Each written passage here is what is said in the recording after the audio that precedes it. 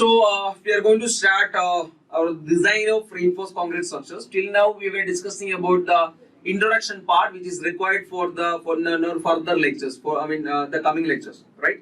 So, as I discussed with you, the limit state is discussed under two headings, that is limit state of collapse and limit state of serviceability.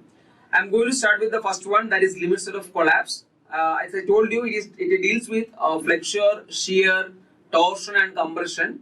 And I'm going to start with the first one, that is limit state method of collapse, flexure, where we'll be discussing about the bending in the members. Or we can directly say it is a part of what we are going to learn how to design beams for bending. How to design beams for bending. So before starting this limit state method of collapse, flexure, we have to discuss about some assumptions, or it is our design or our analysis will be based on some assumptions. We have to discuss about the assumptions we consider in our limit state method of collapse, flexure. So write on the heading assumptions. Assumptions we are considering or we are using assumption, okay, or limit state of flexure. Limit state of flexure. What are the assumptions we consider for limit state of flexure? The first assumption will be in strength of materials or in mechanics of solids. You might have studied about this when you study the chapter bending. You might have studied about this assumption. If I tell this, you will be telling me, okay, this one. What is the assumption? Plane section before bending will remain plane even after bending. That will be the first assumption I'll be considering here in limit state method of flexure also. So that the same assumption is valid here also, that there you are discussing about the homogeneous beams, that is beam of same material. Here we are discussing about reinforced cement concrete beam, which is a composite material. That assumption, which is called Bernoulli's assumption, which states that the plane section before bending remains plane even after bending. So that will be your first assumption. What's the meaning of that? See, suppose this is our beam. This is our beam. If I take a section, suppose I am taking a section here, I am taking a section outside like this. This is plane. Before bending it was like this. Even after bending, the section will be same. The section will be plane even after bending. This was the section. This was the plane I have considered from this beam. Even after bending, the section will be plane. That means there is no distortion in the shape of the plane. It can be go like this, it can go like this, but there is no distortion in the shape of the plane. That's the meaning of it. So write down the first assumption. The plane sections is PLAIN, right?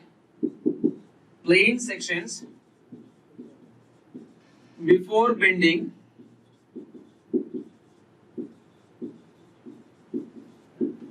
remains plane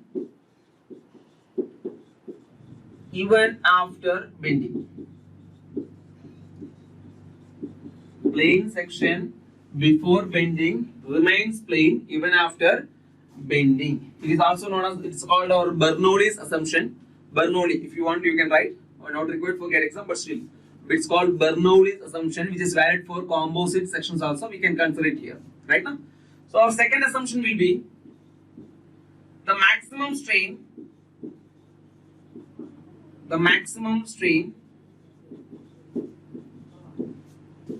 in the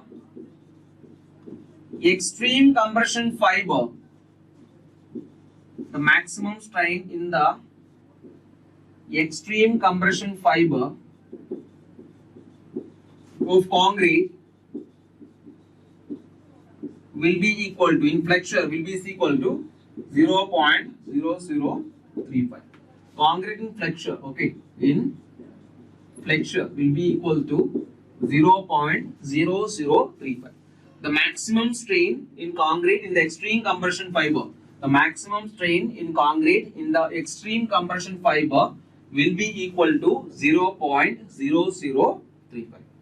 The maximum strain in the concrete in the extreme compression fiber in flexure will be equal to 0.0035. Our third assumption will be the tensile strength of the concrete.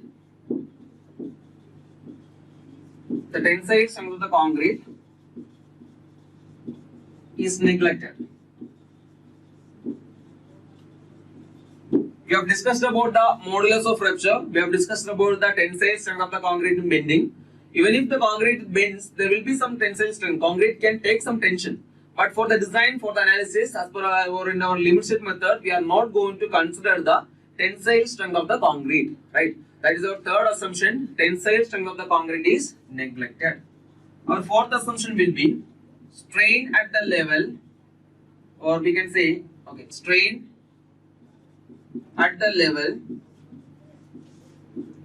of tension steel at failure must not be less than, it must not be less than 0.002 plus Fy divided by 1.15 ES.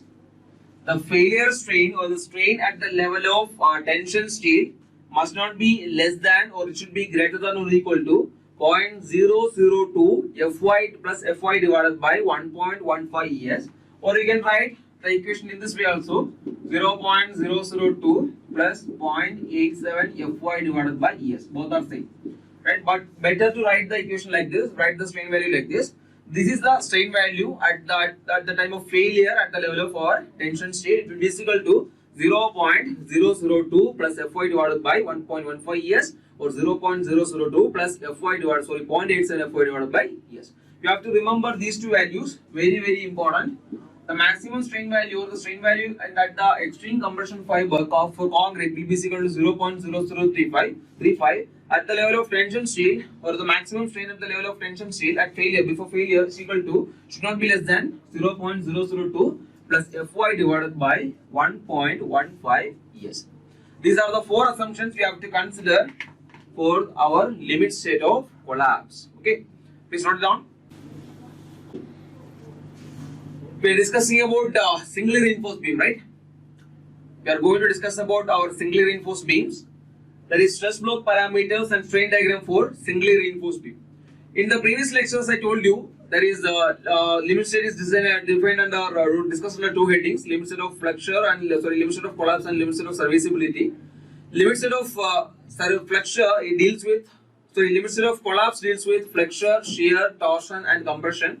And we talk about the limit state of flexure, we have to discuss about three things, that is singly reinforced beams, doubly reinforced beams, and flange beams. So we are going to start with the first one, that is singly reinforced beams. You can give the heading like that first. We are going to discuss about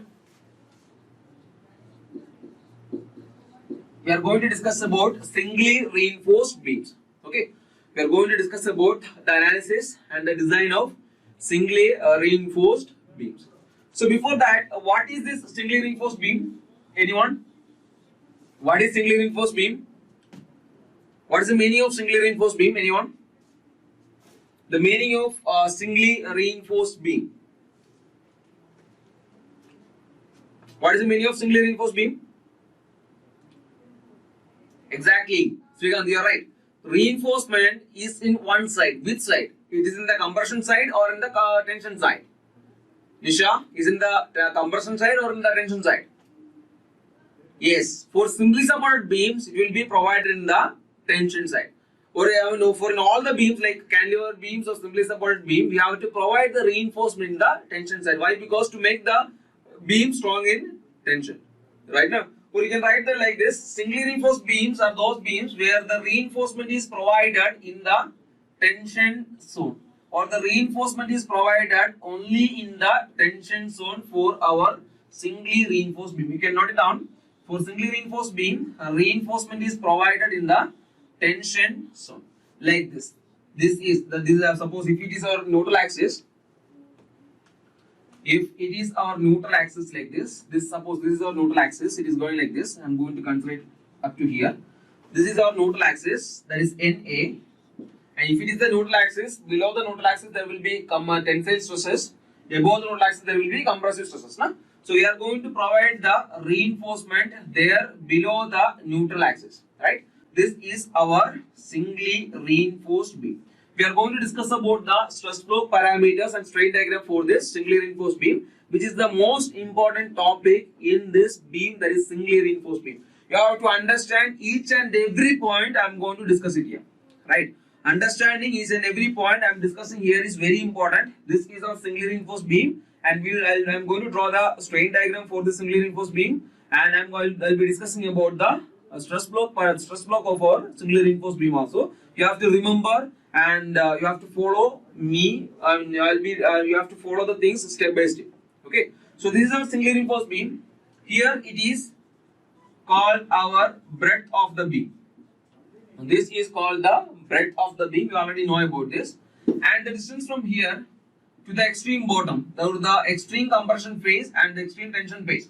If this is the beam, we have already discussed. If the beam bends, topmost portion, the top portion below the above the neutral axis, there will be compression. Below the neutral axis, there will be tension. So here we will be having the maximum compression force, and this is called extreme compression phase. And here we will be having the tension, that is the extreme tension phase. This is our extreme compression phase. This is our extreme tension phase. So this will be, the distance here will be called,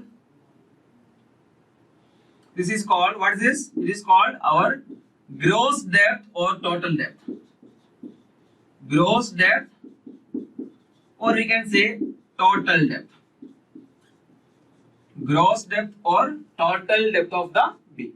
Gross depth or total depth of the beam. And one more thing is there. See, the distance from the extreme fiber or from the topmost portion to the center of our reinforcement.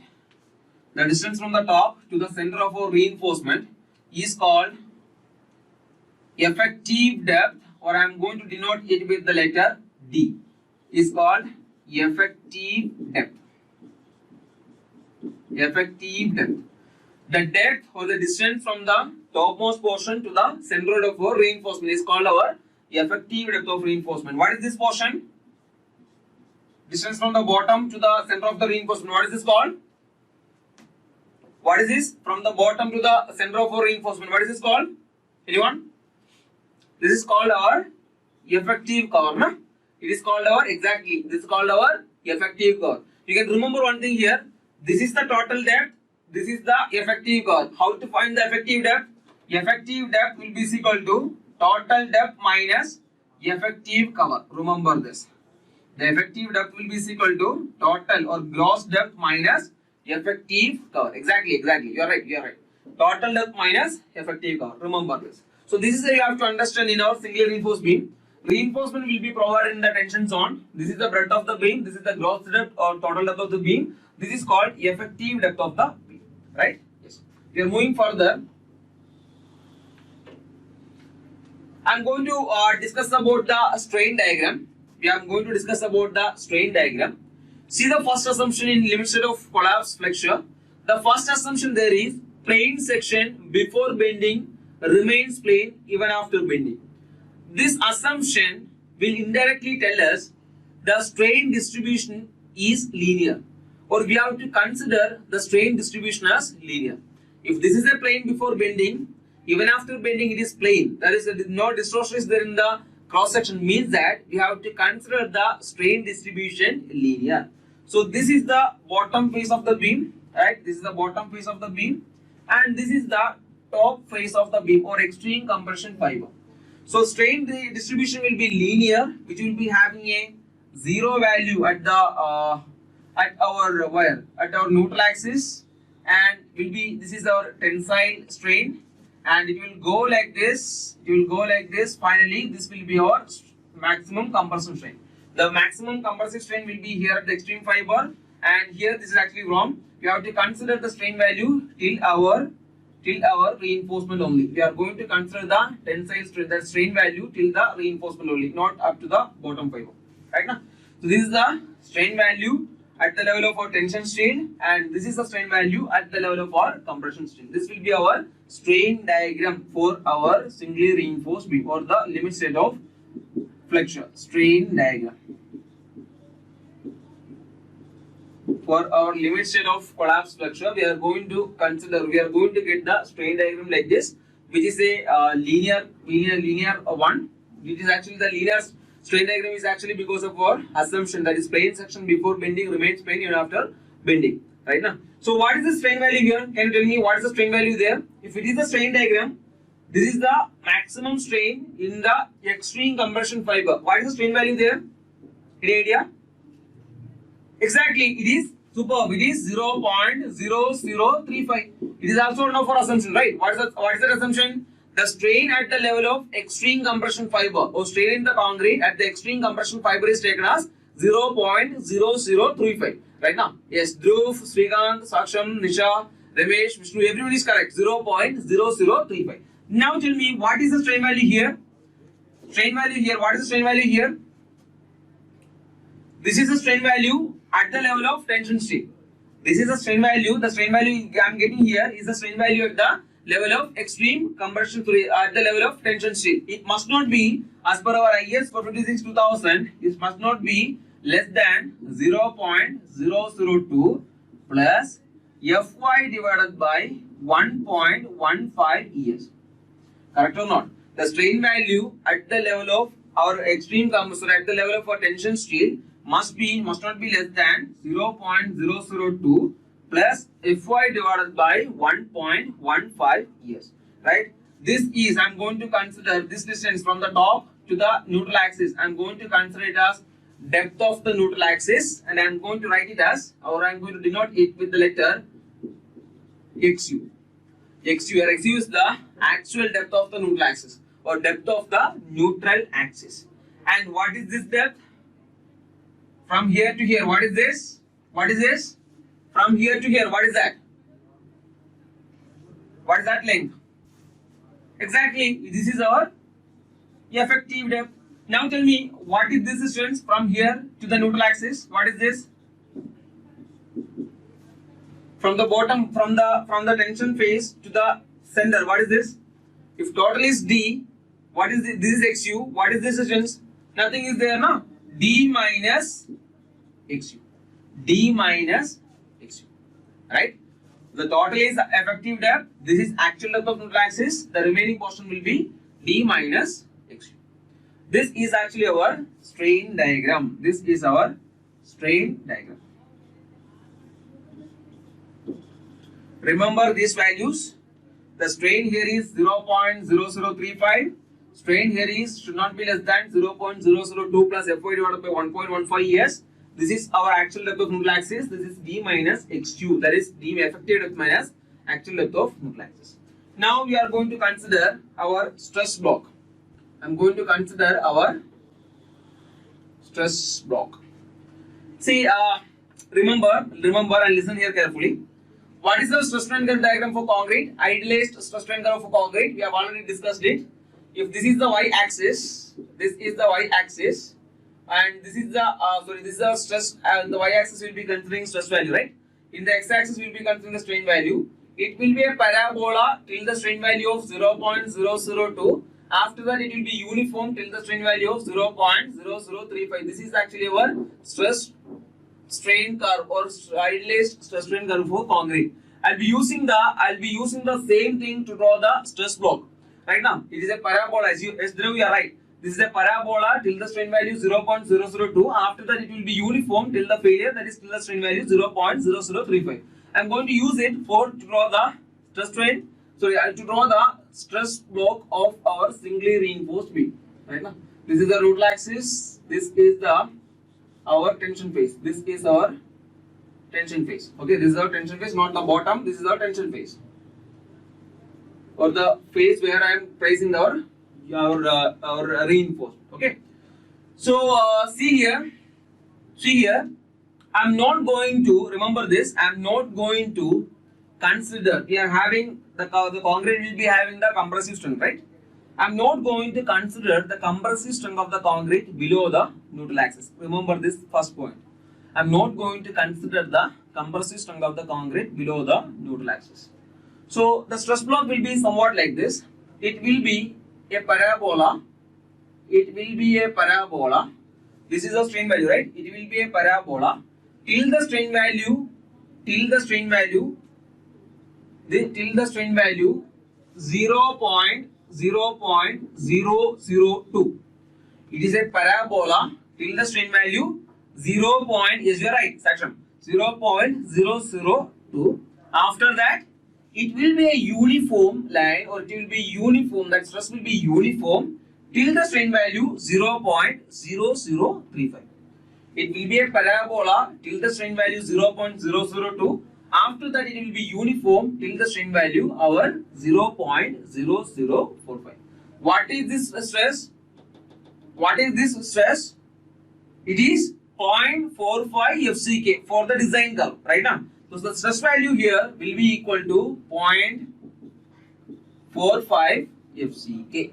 It is our 0.45 FCK or 0.446 FCK. We can consider it as 0.45 FCK, no issues.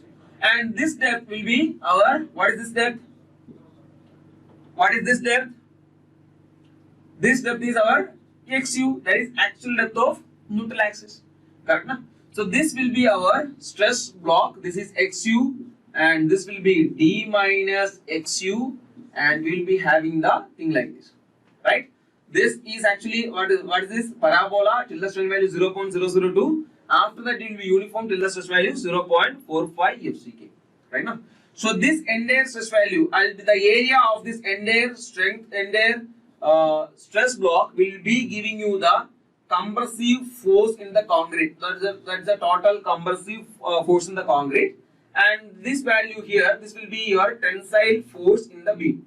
Tensile force is actually entirely due to our tension steel provided in the concrete, so provided in our beam. It is not due to our concrete. The tensile strength of the concrete is entirely neglected.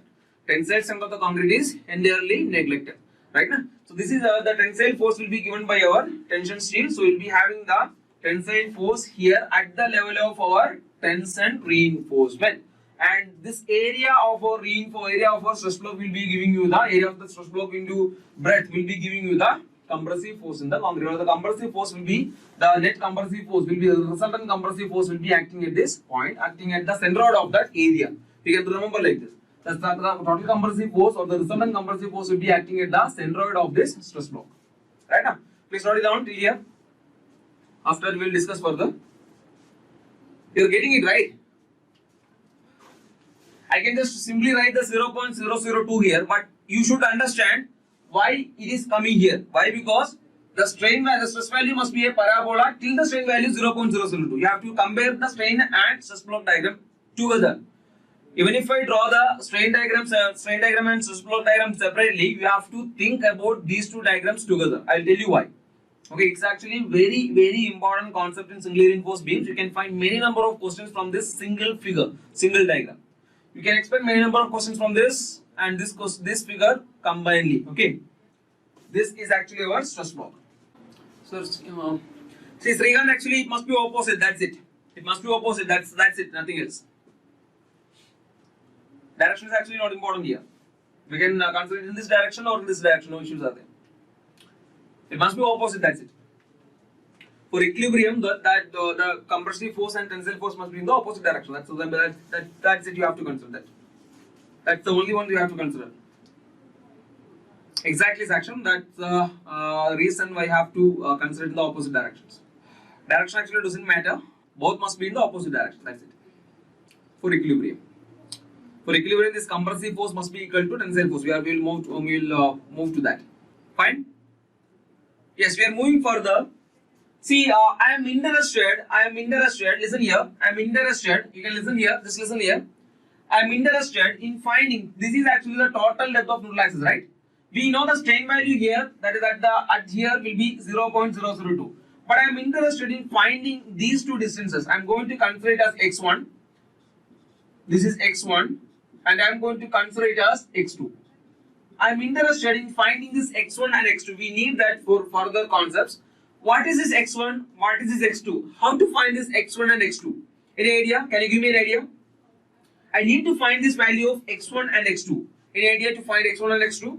Yes, geometry method or from the strain diagram using the similar triangle principles. Exactly, you are right. Srikanth, yes, perfectly right.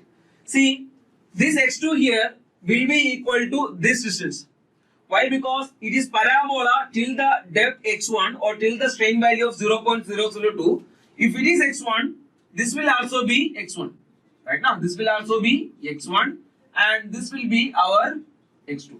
If we consider this triangle, you can easily find this x1 and x2. Let's find that. You can also try along with me. If I consider this triangle, you can easily find that x1 plus x2 will be equal to xu. That is our actual depth of neutral axis. Correct? x1 plus x2 will be equal to xu. That is our xu. Now, x1 plus x2 will be equal to xu. That is actual depth of neutral axis. Right? This will be our x2. Then if I consider the similar triangle, we will be getting like this: 0.0035 divided by xu will be equal to 0.002 divided by x1. From this, we can easily find x1 is equal to 4 by 7 xu. From this, we can find that x1 is equal to 4 by 7 xu. x1 will be equal to 4 by 7 xu. And if I apply this equation here, we can find that x2 is equal to 3 by 7 xu. x1 will be equal to 4 by 7 xu and x2 will be equal to 3 by 7 xu. Or from the top, it will be 3 by 7 xu. From the bottom, it will be 4 by 7 xu. This is 3 by 7 xu and this is 4 by 7 xu. You have to mark it here in this table. From this, in this stress block, this is 3 by 7 xu and from here to here, it is 4 by 7 xu. Top it is 3 and bottom it is 4. Right? Yes. Please give a note there, and what I am going to tell you is very important. See, some of you will by heart these values. x1 is equal to 4 by 7 xu, x2 is equal to 3 by 7 xu. That is, from the top it is 3 by 7 xu. From here, from the neutral axis, it is 4 by 7 xu. Some of you will by heart this. Our question papers that are already know students psychology, right? So what he is going to do is, he will not give you the strain value here. This or the entire thing I have written here is based on limit state method of collapse.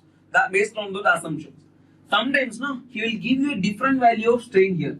Maybe 0.003 or maybe 0.0025, maybe 0.0015. At that time, will you get these values? x1, will you get it at 4 by 7 xu? No. For x2 also, you will be getting a different value. So you have to remember the process used to find the x1 and x2 values. You should not remember these values, but remember these values, but you have to use it wisely. If in the question the maximum strain in the extreme compression fiber is not 0.0035, we have to calculate the x1 and x2 value for the calculations for the problem. Otherwise, you are going to get a wrong answer. Getting it? You are going to get a wrong answer if you are not considering the strain value given in the question. If the question is as per IS 456-2000, everything will be okay. X1 will be equal to 4 by x1 will be equal to 4 by 7 xu, x2 will be equal to 3 by 7 xu. But the strain value here is different one. Then you have to calculate that x1 and x2 value by considering the similar triangle. You have to give it as a note there. Okay? Ramesh, Tanveer, everyone, please give a note there. Understand this. Getting it now? It's a very important point. It's a very, very important point. You have to remember this throughout the course. So I think I can remove this. I will suggest you to draw the stress block without seeing this figure or without seeing your notebook. Try to draw this stress block again, and we need this for this concept. Please draw the stress block and give the heading compressive force in the beam or calculation of compressive force. Please draw the stress block without seeing the figure, without seeing the board. Once again, after writing this heading, please write down, please draw the stress block for this singular reinforced beam without seeing the figure, without seeing the board. Okay.